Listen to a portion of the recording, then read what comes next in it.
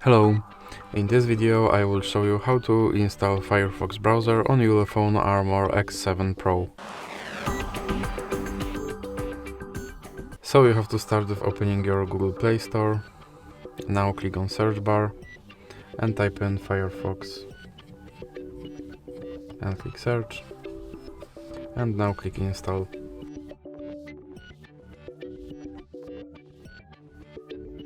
Now you can click open, and here you can set your Firefox as your default browser, or you can click not now. Now you can sign in to quickly switch between your devices, or you can click not now.